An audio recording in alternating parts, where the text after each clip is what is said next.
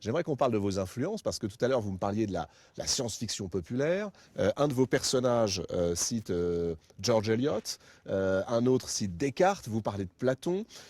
Quelles sont les influences de Gabriel Tallent? De qui vous sentez-vous proche? Very early. So my parents used to take me to the Ashland Shakespeare Festival. You know, we'd go up there and watch these Shakespeare plays, and we used to, I'd read the plays before we go, because sometimes as a kid, it's hard to follow, right? Uh-huh. So you read the plays, and I I was up there, and they were doing a performance of Electra, and we never went and saw it, but the book was on sale with the other books that I was picking up, and I got it, and I started reading Sophocles' Electra, and fell in love with it. I mean, just like, I was reading a bunch of plays. We were reading through Shakespeare's plays, and just completely fell for Greek tragedy.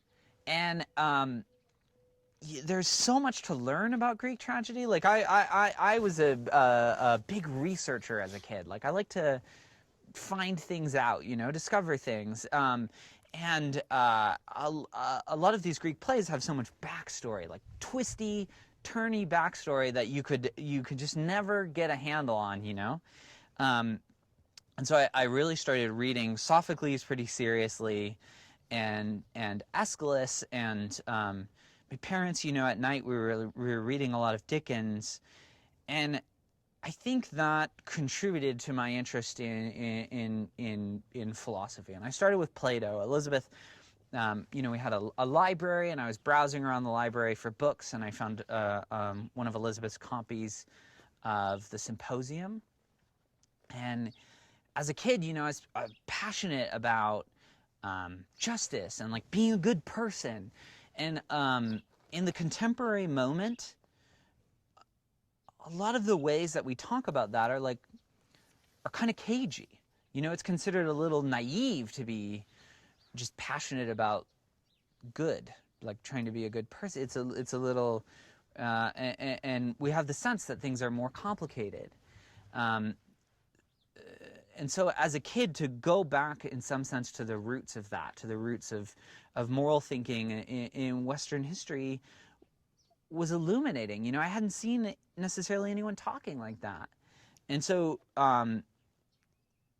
just started reading Plato really passionately and curiously and kind of obnoxiously.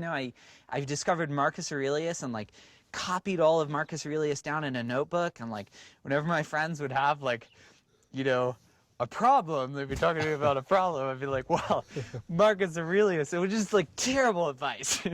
Because you're a terrible friend. You should listen and then reflect back a little bit. You should not quote Marcus Aurelius to them. No one finds that helpful. Vous aviez quel âge? How old were you? I was 15 or something, yeah. And just, and Ouais, il just... faut imaginer un garçon de 15 ans qui cite Marc Aurèle à tous ses copains qui sont qui ont des problèmes avec leurs petites copines. And and that commingled with some of the local culture, listening to a lot of Ani DeFranco. Do you know who Ani DeFranco is? And so just, I guess I discovered that a lot of these writers are not as gloomy as people make out. Middlemarch, it's like this dry, it sounds like it's going to be a dry book. People talk about it like it's going to be a dry book. And when I read Middlemarch, it was a revelation, because it's a book full of humanity, right? Everything about it just seems eminently real and is thinking about people's lives. And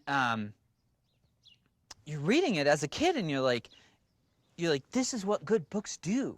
They make you feel less alone. You're reading it, and you're like, yes, life is that way. Like something about having an acute mind reflect back parts of the human experience is very important. And so I fell in love with it, and I guess I just lost the skittishness that some people have about big books that they're going to be dry. Does that answer your question? What about the counter? You were talking about the counterculture. Did you read that kind of writers? I mean, the Beat and so on, or not at all? I I never like. Here's the funny thing: I never really read a ton of beat writers, but it was so much uh, in the air that it was just a part of it was part of the discussion in a way. And it never like I think the idealism was amazing for me. Like the idealism of the place that I grew up and my parents' passionate politics, like that was very like my parents were lesbians, were gay, right? Like at a time when gay marriage wasn't legal in California.